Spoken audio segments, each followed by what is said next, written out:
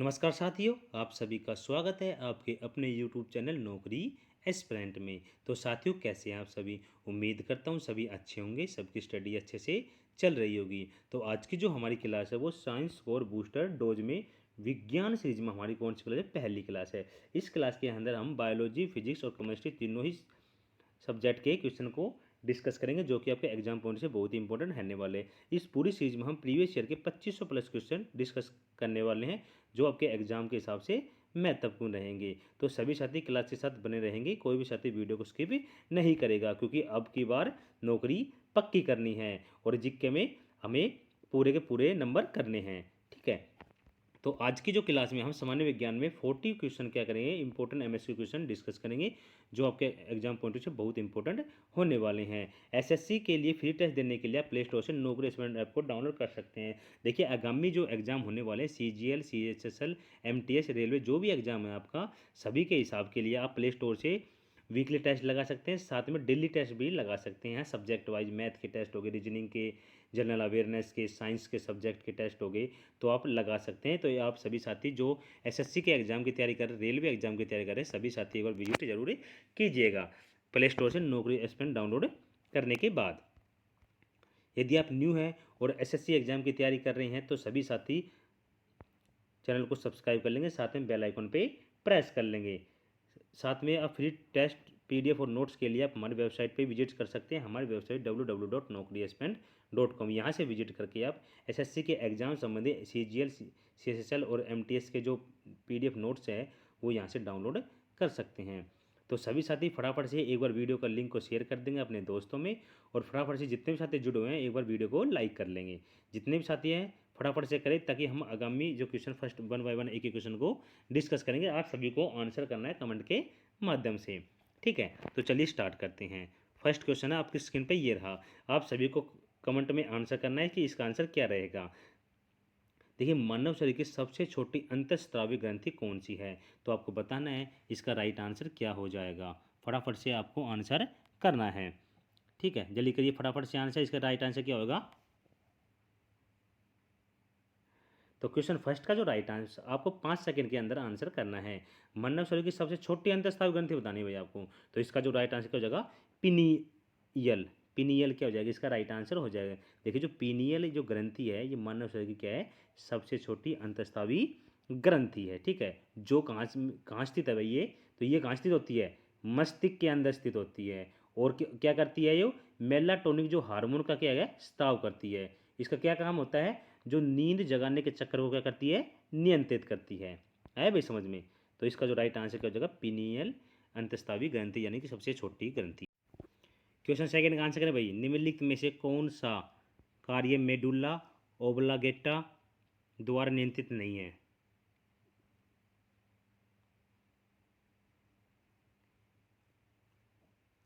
तो second question का answer करेंगे, इसका राइट आंसर क्या हो जाएगा।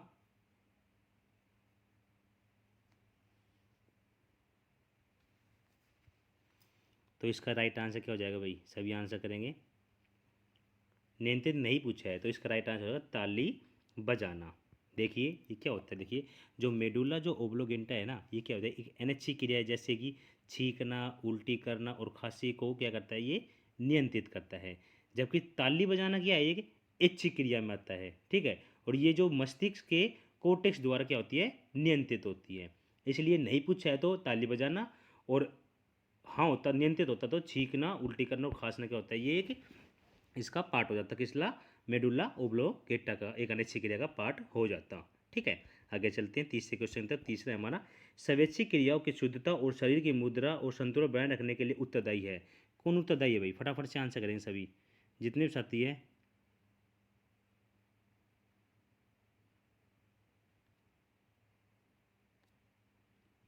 क्वेश्चन थर्ड का आंसर करेंगे सभी साथी फटाफट से।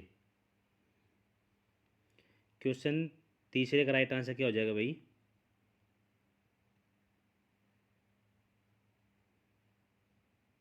तो इसका जो राइट आंसर क्या हो जाएगा, अनुमस्तिष्क क्या हो जाएगा, स्वैच्छिक क्रिया की शुद्धता और शरीर की मुद्रा संतुलन बनाने के लिए क्या है, उत्तरदायी है। ठीक है भाई, चलिए आगे बढ़ते हैं, नेक्स्ट क्वेश्चन की तरफ चलते हैं। नेक्स्ट हमारा फोर का, पेट भरे होने की अनुभूति भूखे से जुड़े एक केंद्र के कारण होती है, जो के एक अलग हिस्से में है। कहाँ पे है भाई ये, क्वेश्चन 4 का आंसर करेंगे। क्वेश्चन 4 का जो राइट आंसर क्या हो जाएगा,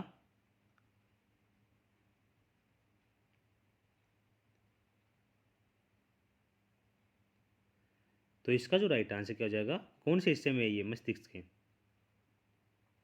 तो इसका राइट आंसर हो जाएगा अग्र मस्तिष्क क्या हो जाएगा, इसका राइट आंसर हो जाएगा। ठीक है, देखिए भूख और तृप्ति को नियंत्रित करने के लिए हाइपोथैलेमस में क्या होता है, ये स्थित होते हैं, जो इस क्या कहते हैं हम अग्र मस्तिष्क का क्या कहते हैं, एक हिस्सा कहते हैं। ठीक है, और यह शरीर की ऊर्जा को संतुलित बनाए रखने में क्या करता है, ये हमारी सहायता करता है। तो अग्र मस्तिष्क क्या हो जाएगा, इसका राइट आंसर हो जाएगा। ठीक है, आगे बढ़ते हैं। अगला है हमारा, निम्नलिखित में से कौन अग्र मस्तिष्क का एक क्या है, हिस्सा नहीं है, नहीं है पूछा है भाई, तो नहीं है, कौन सा नहीं है,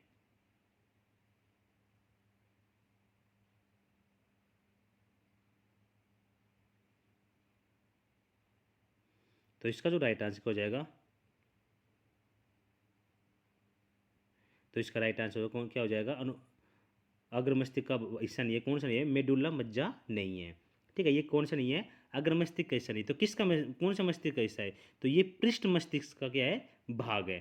ठीक है, ये क्या है, पृष्ठ मस्तिष्क का भाग है। अग्र मस्तिष्क के भाग कौन कौन से हैं, सेरिब्रम, थैलेमस और हाइपोथैलेमस क्या है, ये अग्र मस्तिष्क के क्या है, भाग है। ठीक है, ये तो अग्र मस्तिष्क के भाग है, और ये क्या है, कौन से मस्तिष्क भाग है, पृष्ठ मस्तिष्क के भाग है। ऑप्शन ए क्या है, पृष्ठ मस्तिष्क के भाग है। ठीक है, ऐसे आपको समझना है। नेक्स्ट क्वेश्चन तो चलते हैं। नेक्स्ट है क्वेश्चन 6 का, निम्नलिखित में से कौन हृदय की धड़कन और श्वसन को नियंत्रित करता है, भाई कौन करता है, सभी आंसर क्वेश्चन 6 का राइट आंसर करेंगे भाई, क्वेश्चन 6 का राइट आंसर करेंगे।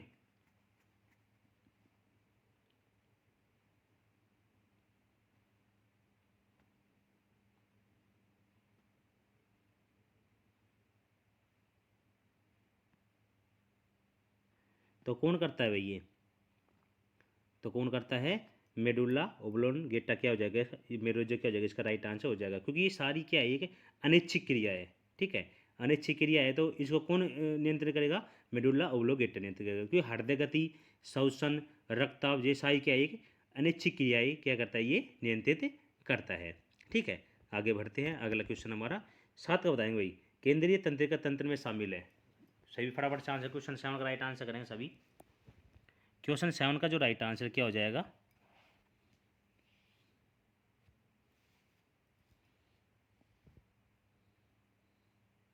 क्वेश्चन 7 का राइट आंसर बताएंगे सभी।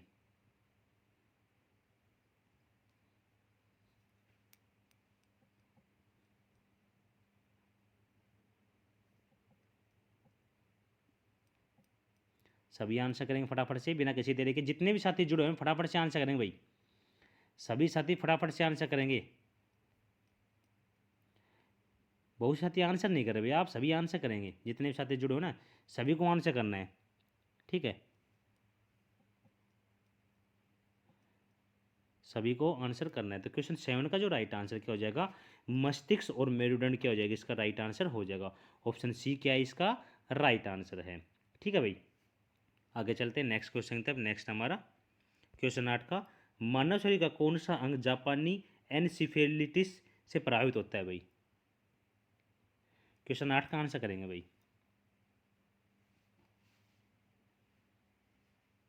तो कौन सा अंग प्रभावित होता है भाई इससे,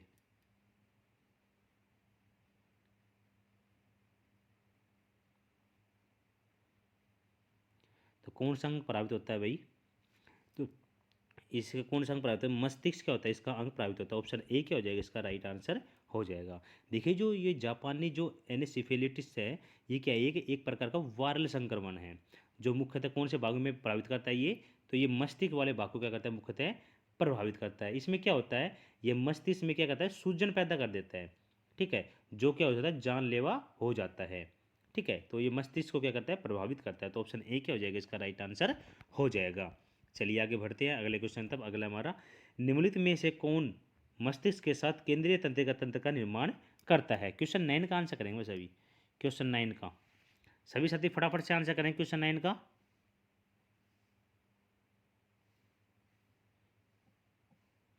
क्वेश्चन 9 का जो राइट आंसर क्या हो जाएगा, तो केंद्रीय तंत्रिका तंत्र का निर्माण कौन करता है,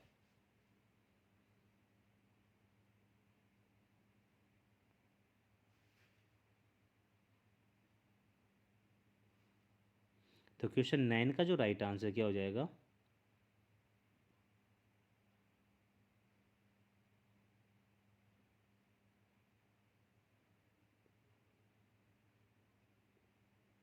तो इसका राइट आंसर हो जाएगा मेरुरज्जु। ऑप्शन सी क्या हो जाएगा इसका राइट आंसर हो जाएगा। ठीक है, आगे बढ़ते हैं नेक्स्ट क्वेश्चन तक। 10 का क्वेश्चन आप सभी के सामने। निम्नलिखित में से कौन सा ऊर्जा का नवीकरणीय स्रोत नहीं है? नवीकरणीय स्रोत नहीं है भाई, बताना है आपको।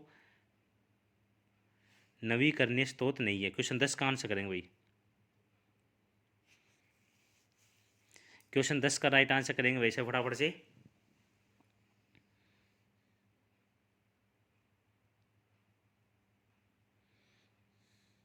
तो इसका जो राइट आंसर क्या हो जाएगा? परमाणु ऊर्जा क्या है इसका राइट आंसर हो जाएगा। ऑप्शन ए क्या है इसका राइट आंसर है। ठीक है, ये नवीकरणीय नहीं है। ये कौन सा है? ये जो परमाणु ऊर्जा, जो न्यूक्लियर एनर्जी है, ये क्या है? एक अनवीकरणीय स्रोत है भाई। ठीक है, क्योंकि यह किस पे डिपेंड होता है, कहाँ तक सीमित होता है, ये कौन से संसाधनों पर डिपेंड होता है? तो ये यूरेनियम जैसे सीमित संसाधनों पर क्या है, ये निर्भर होता है। जबकि हम बात करें किसकी? पनबिजली की, बायोगैस की, अवशिष्ट ऊर्जा, ये सभी क्या है? नवीकरणीय स्रोत है। ठीक है, नवीकरणीय ये स्रोत है। ये तो ये कौन सा है? अनवीकरणीय स्रोत है। ठीक है, आगे बढ़ते हैं नेक्स्ट क्वेश्चन की तरफ। नेक्स्ट हमारा 11 का। निम्नलिखित में से किसे एनिमेलिया जगत के अंतर्गत वर्गीकृत नहीं किया गया है? नहीं किया गया है, ध्यान रखना, नहीं किया गया है। किसको नहीं किया गया है? फटाफट से आंसर करेंगे। क्वेश्चन 11 का आंसर करेंगे भाई। क्वेश्चन 11 का राइट आंसर क्या हो जाएगा?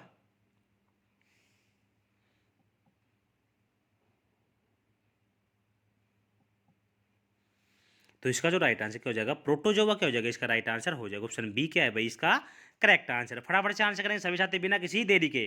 देखिए बहुत इंपॉर्टेंट क्लास, साइंस के क्वेश्चन एसएससी एग्जाम में पूछे जाते हैं, तो आप सभी के लिए बहुत इंपॉर्टेंट क्लास है। सभी साथी फटाफट से आंसर करेंगे। इनमें से किस भौतिक वैज्ञानिक ने उपप्लावक बल के अस्तित्व की व्याख्या की है? किसने की है भाई? क्वेश्चन 12 का आंसर करेंगे, किसके द्वारा की गई है?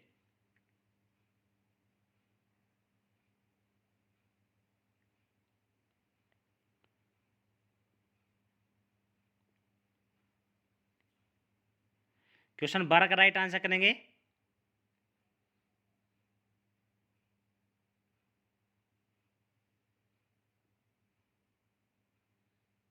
तो इसका जो राइट आंसर किसका ये नियम है? तो ये आर्किमिडीज का क्या है? ये नियम है। ऑप्शन ए क्या हो जाएगा इसका राइट आंसर हो जाएगा।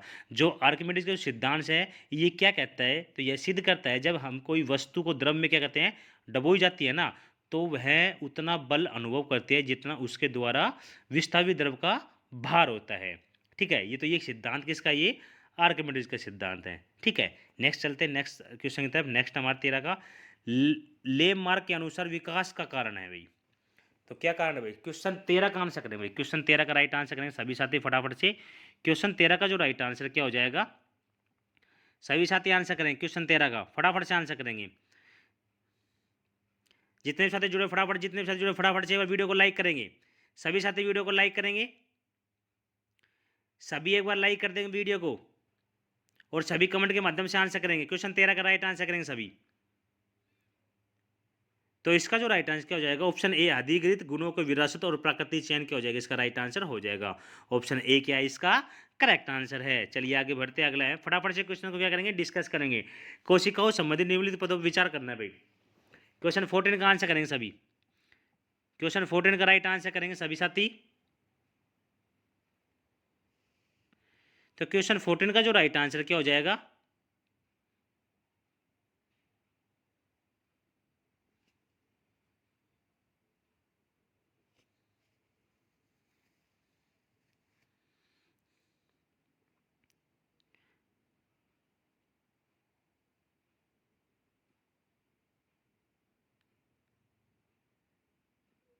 तो इसका जो राइट आंसर क्या हो जाएगा? कौन कौन से है? ए बी सी क्या हो जाएगा? इसका राइट आंसर हो जाएगा, यानी क्रोमोसोम, वंशाणु और केंद्रिक क्या हो जाएगा? इसका राइट आंसर हो जाएगा, यानी ए बी सी इसका क्या हो जाएगा? करेक्ट आंसर हो जाएगा। कौन से क्वेश्चन का? क्वेश्चन 14 का राइट आंसर हो जाएगा। देखिए जो क्रोमोसोम और जो वंशाणु है ना, दोनों क्या है?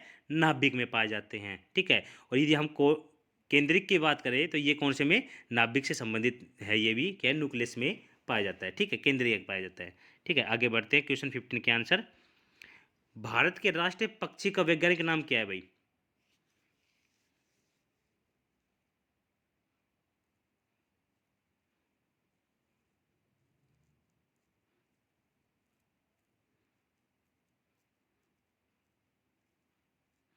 क्वेश्चन 15 का आंसर करेंगे सभी फटाफट से। क्वेश्चन 15 का।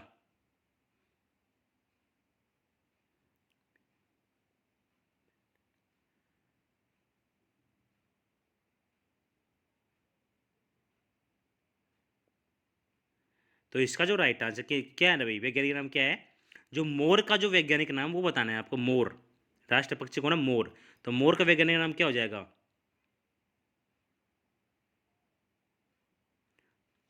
तो पेवो क्रिस्टेटस क्या हो जाएगा? इसका राइट आंसर हो जाएगा ऑप्शन सी, क्या है इसका करेक्ट आंसर है। तो मोर का जो वैज्ञानिक नाम है पेवो क्रिस्टेटस है। ठीक है, आगे बढ़ते हैं नेक्स्ट क्वेश्चन तब। नेक्स्ट हमारा, किस कोशिका अंग के अपने डीएनए और राइबोसोम होते हैं? किसके होते हैं भाई? क्वेश्चन 16 का आंसर करेंगे सभी। क्वेश्चन 16 का राइट आंसर है किसके होते हैं?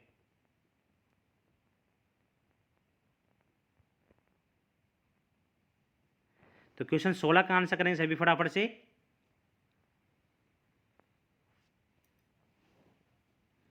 तो क्वेश्चन 16 का राइट आंसर हो जाएगा, कौन से होते हैं भाई?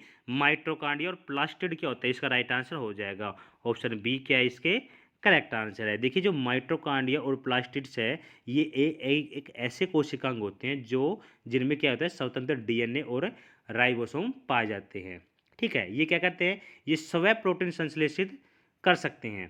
ठीक है, और स्वतंत्र रूप से क्या कर सकते हैं, उसको विभाजित भी कर सकते हैं। तो किस में होते हैं दोनों? ये माइटोकॉन्ड्रिया और प्लास्टिड में होते हैं। ठीक है, डीएनए और राइबोसोम। ठीक है, आगे बढ़ते हैं नेक्स्ट क्वेश्चन तब। नेक्स्ट है हमारा 17 क्वेश्चन आप सभी के सामने। निम्नलिखित में से कथनों पर विचार करना है भैया आपको। तो कथनों पर विचार करेंगे सभी फटाफट से, कौन सा सही उत्तर होगा? तो क्वेश्चन 17 का आंसर करेंगे भाई।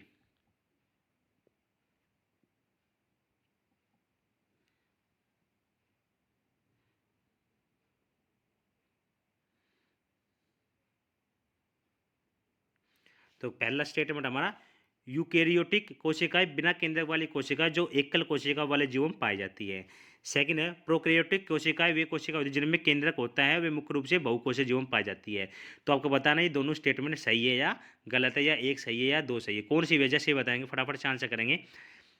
तो इसका जो राइट आंसर क्या हो जाएगा, देखिए इसका जो राइट आंसर है, न तो एक सही है न दो सही है।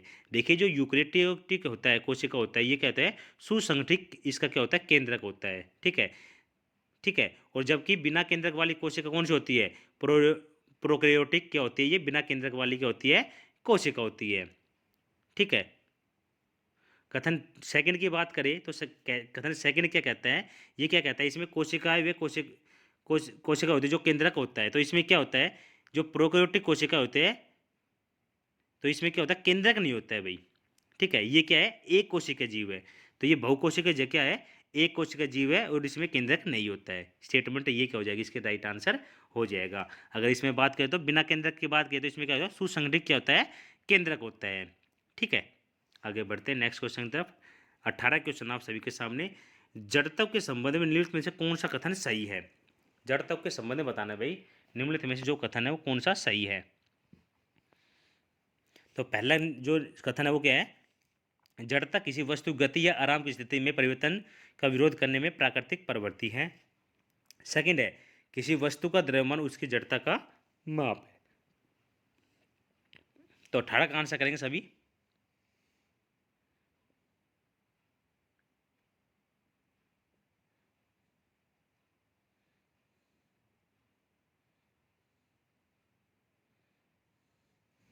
तो इसका राइट आंसर हो जाएगा एक और दोनों क्या है, सही है। ठीक है, तो जो जड़ता यानी कि हम जिसको इनर्शिया बोलते हैं, ये क्या है, किसी भी परिवर्तन का क्या है, विरोध है।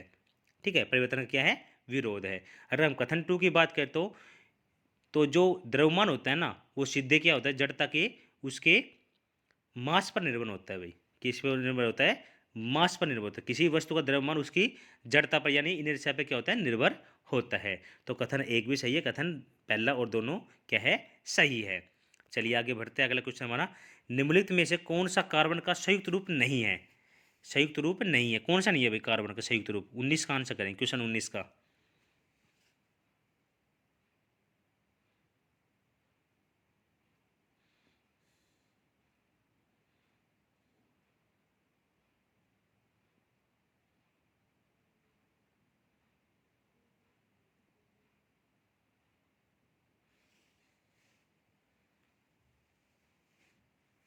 तो कौन सा नहीं है भाई? तो कौन सा नहीं है? हीरा नहीं है भाई। क्वेश्चन सी क्या हो जाएगा इसका राइट आंसर हो जाए। देखिए हीरा है ना, वो कार्बन क्या है? शुद्ध रूप है, और ये किसी भी अन्य तत्व के साथ संयुक्त नहीं होता है। जबकि अब अन्य विकल्प की बात करें, चाक, संगमरमर और डोलोमाइट, क्या है ये? चाक क्या होता है? चाक का फॉर्मूला क्या होता है? CaCO3 क्या होता है? चाक का फॉर्मूला होता है। ठीक है, और संगमरमर में क्या होता है? CaCO3 होता है। अगर हम डोलोमाइट की बात करें तो इसका क्या होता है? CaMg और CO3 की पावर 2। ये क्या होता है? इसका फॉर्मूला होता है। ये तीनों क्या है? कार्बन के यौगिक है। ठीक है, नेक्स्ट क्वेश्चन तब चलते हैं। नेक्स्ट हमारा 20 का है भाई। एक कोशिकीय एक कोशिकीय अलवणीय जलीय जीव और पादप अधिकांश कोशिका निम्न में से किस प्रक्रिया द्वारा जल प्राप्त करती है? तो किस प्रक्रिया द्वारा करती है भाई? क्वेश्चन 20 का आंसर करेंगे। क्वेश्चन 20 का राइट आंसर करेंगे वैसे अभी।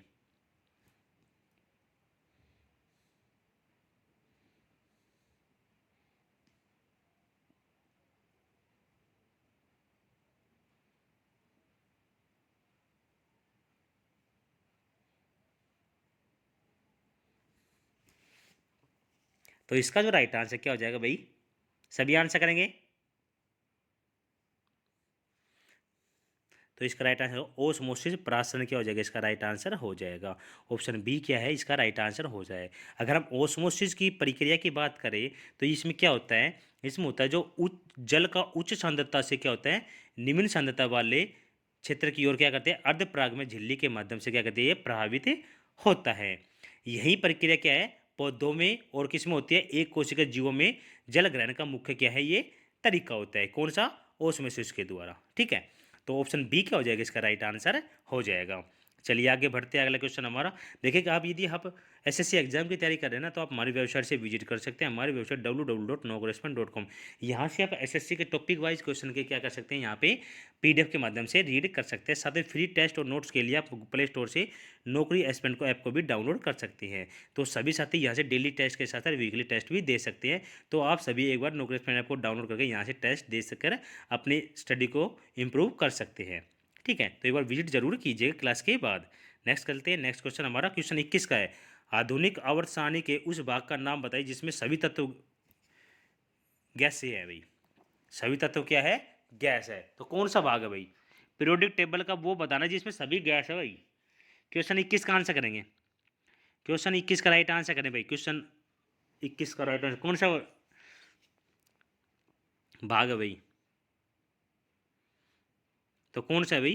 तो वर्ग 18 क्या हो जाएगा? राइट आंसर हो जाए। ऑप्शन ए क्या है? इसका राइट आंसर है। इसमें सभी क्या है? नोबल गैसें हैं। कौन कौन सी है? हीलियम, नियोन, आर्गन आदि। ये क्या है? ये सभी क्या है? इसमें 18 में है। ठीक है, आगे बढ़ते हैं। अगला क्वेश्चन हमारा 22 का करेंगे भाई। सबसे उपयुक्त विकल्प के साथ रिक्त स्थान भरना है भाई। सबसे उपयुक्त के साथ भरना है भाई। 22 का आंसर करेंगे। क्वेश्चन 22 का।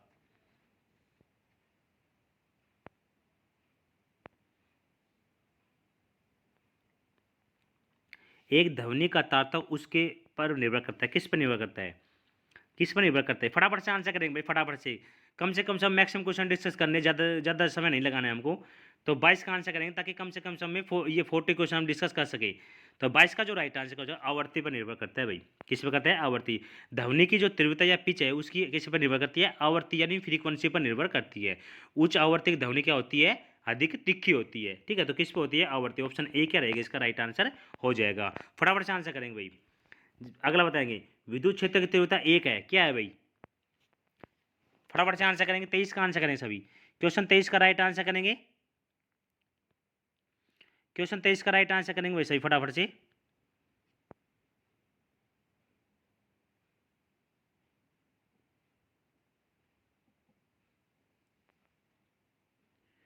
तो इसका जो राइट आंसर क्या हो जाएगा? सदिश मात्रा। सदिश मात्रा क्या हो जाएगा? इसका राइट आंसर हो जाएगा ऑप्शन बी क्या है? इसका करेक्ट आंसर हो जाएगा। चलिए आगे बढ़ते हैं। फटाफट से आंसर करना है सभी को। निम्नलिखित में से किस वैज्ञानिक ने कोशिका के द्रव पदार्थ के लिए प्रोटोप्लाज्मा शब्द गढ़ा है? तो किसके लिए गढ़ा गया ये? क्वेश्चन 24 का आंसर करेंगे सभी।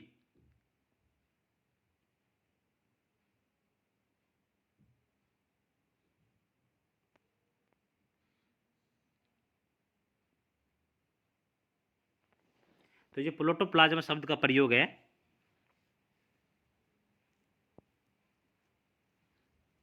किस वैज्ञानिक ने गढ़ा था भाई? तो किसने गढ़ा था? पुरकिंजे ने गढ़ा था। ठीक है, ऑप्शन बी क्या रहेगा इसका राइट आंसर हो जाएगा। ठीक है, तो इनका पूरा नाम क्या है? जोहान्स पुरकिंजी है। ठीक है, इन्होंने कब किया था ये? तो 1839 में किया था भाई। 1839 में क्या आया था? किसके? कोशिका के अंदर तरल के पदार्थ को दर्शाने के लिए प्रोटोप्लाज्मा जो शब्द का प्रयोग किया गया था। किनके द्वारा? जोहान्स पुरकिंजे के द्वारा 1839 में। चलिए आगे बढ़ते हैं। अगला क्वेश्चन हमारा 25 का बताएंगे भाई। निम्नलिखित में से किसने रासायनिक संयोजन के दो महत्वपूर्ण नियम बनाकर रासायनिक विज्ञान की नींव रखी? तो किसके द्वारा रखी गई है? 25 का आंसर करेंगे। 25 का क्वेश्चन 25 का राइट आंसर करेंगे सभी। क्वेश्चन 25 का राइट आंसर क्या हो जाएगा?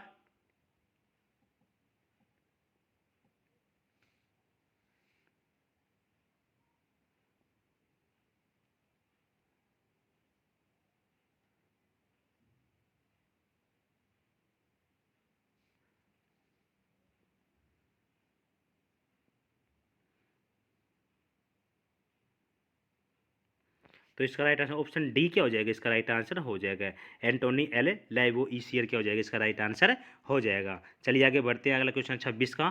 26 का आंसर करेंगे फटाफट से। 26 क्वेश्चन का राइट आंसर क्या रहेगा? आधुनिक अवसारणी का आविष्कार 1913 में किसके द्वारा किया गया था? 26 का आंसर करेंगे। किसके द्वारा किया गया था? फटाफट से आंसर करेंगे। तो किसके द्वारा किया गया था ये?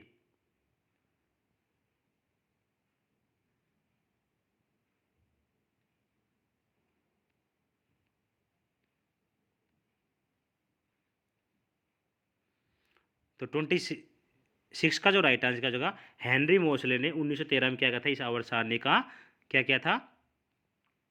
आविष्कार किया गया था। इसमें क्या किया था उन्होंने? जो एटॉमिक नंबर है ना उनके जो क्रमबद्ध को क्या किया था? डिनोट किया था। ठीक है, आगे बढ़ते हैं। अगला क्वेश्चन 27 का। 27 का, यदि आप एक दर्पण को में देखते हैं तो आप पाते हैं कि प्रतिबिंब आपका परावर्तन आपसे छोटा है, तो उस दर्पण का प्रकार बताएंगे। प्रकार क्या है? उस दर्पण का प्रकार क्या है? 27 का आंसर करेंगे सभी। कौन किस प्रकार का दर्पण है वो? किस प्रकार का दर्पण है भाई?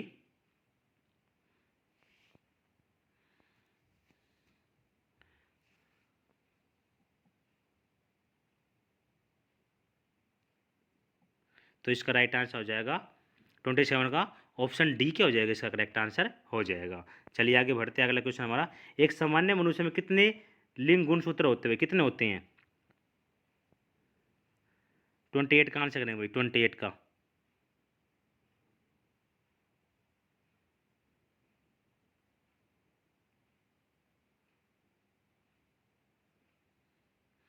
तो कितने होते हैं भाई? तो 28 का जो राइट आंसर कितने लिंग जो गुणसूत्र कितने होते हैं? 2 होते हैं। ठीक है, अगर हम मनुष्य की बात करें, मनुष्य में कितने जोड़ी गुणसूत्र होते हैं? तो टोटल कितने होते हैं भाई? 23 जोड़ी गुणसूत्र होते हैं, जिनमें एक क्या होता है? लिंग निर्धारण करता है। जिनमें कौन सा होता है? यदि एक्स एक्स होगा तो क्या होगी? महिला होगी, और एक्स और वाई होगा तो क्या होगा? पुरुष होगा। तो सामान्य से 2 लिंग गुणसूत्र होते हैं, एक्स एक्स और एक्स वाई। टोटल कितने हैं? 2 है। अगर टोटल की बात करें तो गुणसूत्र की बात करें तो टोटल 23 होते हैं। लिंग गुणसूत्र की बात करें तो टोटल 2 होते हैं, एक्स एक्स और एक्स वाई। ठीक है, आगे बढ़ते हैं। अगले क्वेश्चन 29 का। निम्नलिखित में से क्या बढ़ते भ्रूण के लिए पोषक उत्तक के रूप में कार्य करता है? क्या करता है भाई? 29 का आंसर करेंगे। क्वेश्चन 29 का फटाफट से आंसर करेंगे।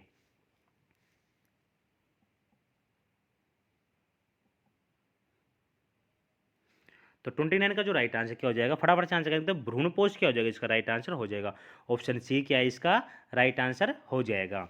चलिए आगे बढ़ते हैं नेक्स्ट क्वेश्चन तब। नेक्स्ट हमारा इलेक्ट्रॉन सूक्ष्मदर्शी के तहत कौन सा कोशिकांग या तो समूह या एकल छोटे बिंदु ग्रुप में दिखाई देता है जो कोशिका द्रव्य में स्वतंत्र रूप से तैरता है? तो 30 का जो आंसर है क्या हो जाएगा भाई?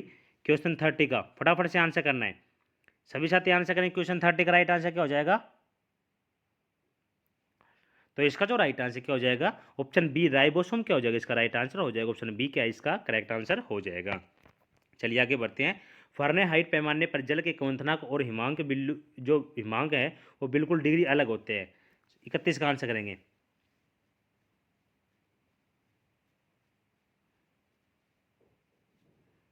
तो 31 का जो राइट आंसर क्या हो जाएगा? सभी आंसर करेंगे फटाफट से बिना किसी देरी के।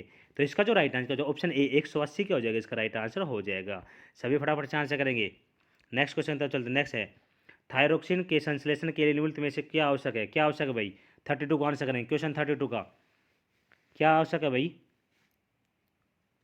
तो इसका जो राइट आंसर क्या हो जाएगा? क्या आवश्यक है? तो इसका राइट आंसर आयोडीन क्या हो जाएगा? इसका राइट आंसर हो जाएगा ऑप्शन डी क्या है इसका करेक्ट आंसर है। आगे बढ़ते हैं, अगला क्वेश्चन हमारा, निम्नलिखित में से कौन सा कोशिका अंग किसी बाह्य पदार्थों और जीर्ण अंग को पचाकर कोशिका को साफ करने में मदद करता है? तो 33 का आंसर करेंगे। क्वेश्चन 33 का जो राइट आंसर क्या हो जाएगा? फटाफट से आंसर करेंगे क्वेश्चन 33 का। जितने भी साथी जुड़े फटाफट से एक बार वीडियो को लाइक कर लेंगे।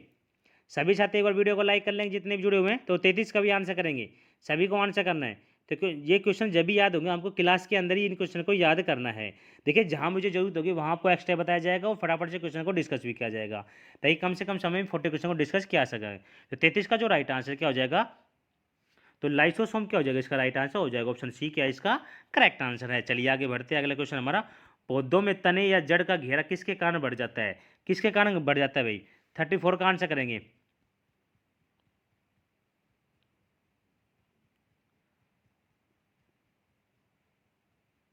तो किसके कारण बढ़ जाता है? 34 का राइट आंसर क्या हो जाएगा?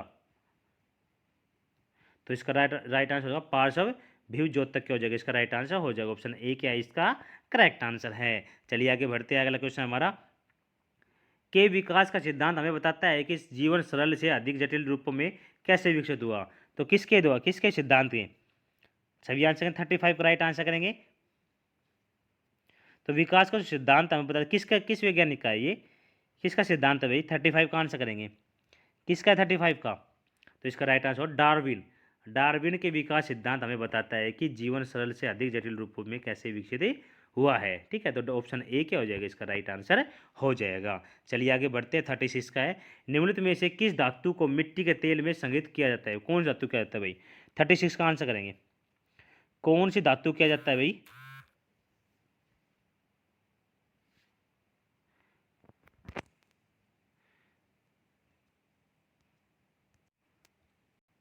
तो 36 का जो राइट आंसर क्या हो जाएगा? कौन सी? सोडियम को क्या करते हैं? मिट्टी के तेल में भिगोकर रखते हैं। ठीक है, आगे बढ़ते हैं, अगला क्वेश्चन हमारा 37 का, कौन सा झिल्लीबद्ध कोशिकांग जिसमें एकल झिल्लियों और बद्ध के एक छोटी थैली जैसी संरचना होती है कोशिका के पाचन तंत्र के रूप में कार्य करता है, जो कोशिका के बाहर से ली गई संगठक को कोशिका के अप्रचलित घटकों और अपघटित को पचाने की अनुमति देता है? तो 37 का आंसर करेंगे भाई। क्वेश्चन 37 का राइट आंसर क्या हो जाएगा? तो इसका जो करेक्ट आंसर क्या हो जाएगा? सभी आंसर करेंगे। तो 37 का राइट आंसर हो जाएगा लाइसोसोम। ऑप्शन ए क्या हो जाएगा? इसका करेक्ट आंसर हो जाएगा। ठीक है, आगे बढ़ते हैं, अगला क्वेश्चन हमारा 38 का, युग्मक का निर्माण किस प्रक्रिया द्वारा होता है भाई? 38 का आंसर करेंगे। क्वेश्चन 38 का किसके द्वारा होता है भाई? युग्मक का बताना है भाई, निर्माण किसके द्वारा, किस प्रक्रिया द्वारा होता है? 38 का आंसर क्या हो जाएगा? तो इसका जो राइट आंसर क्या हो जाएगा? किसके द्वारा? अर्धसूत्री विभाजन के द्वारा होता है। ऑप्शन बी क्या हो जाएगा? इसका राइट आंसर हो जाएगा। नेक्स्ट करते हैं, नेक्स्ट हमारा 39 का, तापमान को सेल्सियस से केल्विन पैमाने में बदलने के लिए आपको क्या करना चाहिए? 39 का आंसर करेंगे। क्वेश्चन 39 का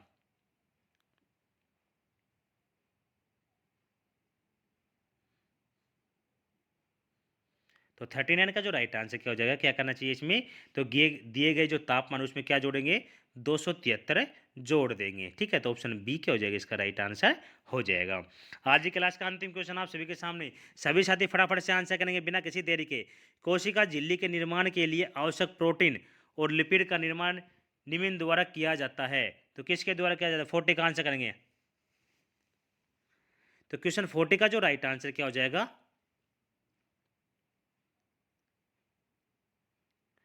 तो इसका राइट आंसर हो जाएगा अंतद्रव्य जाली का क्या हो जाएगा? इसका राइट आंसर हो जाएगा ऑप्शन ए का इसका क्या हो जाएगा? करेक्ट आंसर हो जाएगा। तो साथियों हमने ये क्वेश्चन डिस्कस किए 40 क्वेश्चन साइंस के, जिसमें बायोलॉजी, केमिस्ट्री के भी और फिजिक्स के भी कुछ क्वेश्चन हैं। ठीक है, तो आज का सेशन आपको कैसा लगा? एक बार कमेंट बॉक्स में जरूर बताएंगे, और 40 में से आपके कितने क्वेश्चन सही है वो भी एक बार कमेंट बॉक्स में जरूर बताएंगे। तो सभी साथी कमेंट करेंगे 40 में से आपके कितने क्वेश्चन सही है। और यदि आप न्यू है और एसएससी की तैयारी कर रहे हैं, जिसमें सीजीएल, सीएचएसएल, एमटेस्ट का एग्जाम देना चाहते हैं, तो हमारे चैनल को सब्सक्राइब कर लीजिएगा, साथ में बेल आइकन को प्रेस कर लीजिएगा, क्योंकि आगामी वीडियो का नोटिफिकेशन आपको यहाँ पे मिल जाएगा। साथ में फ्री पीडीएफ नोट्स के लिए आप हमारी वेबसाइट पर विजिट कर सकते हैं, हमारी वेबसाइट www.nocrespond.com। इसी के साथ हमारे सोशल प्लेटफॉर्म फॉलो कर लीजिए, सभी का लिंक वीडियो के डिस्क्रिप्शन बॉक्स में दिया गया है। यहाँ से आपको एग्जाम संबंधी कोई भी अपडेट आएगी यहाँ पे आपको मिल जाएगा, और कोई भी पीडीएफ मटेरियल आएगा तो टेलीग्राम पे शेयर कर दी जाएगी, तो सभी को आप ज्वाइन कर लीजिएगा। और 40 में से आपको कितने क्वेश्चन चाहिए वो कमेंट बॉक्स में जरूर बताएगा। जाने से पहले आज का सेशन आपको कैसा लगा, साइंस की वीडियो कैसे किया गया, सभी एक बार आंसर करेंगे। 40 में से कितने क्वेश्चन सही है और सेशन कैसा था वो भी एक बार कमेंट बॉक्स में बताएंगे। और जाने से पहले सभी साथी वीडियो को लाइक करेंगे, शेयर करेंगे, चैनल को सब्सक्राइब करेंगे। तो साथियों आज का सेशन यही समाप्त करते हैं, कल मिलते हैं नेक्स्ट वीडियो में साइंस की क्लास में। तो ओके बाय, टेक केयर, जय हिंद, जय भारत।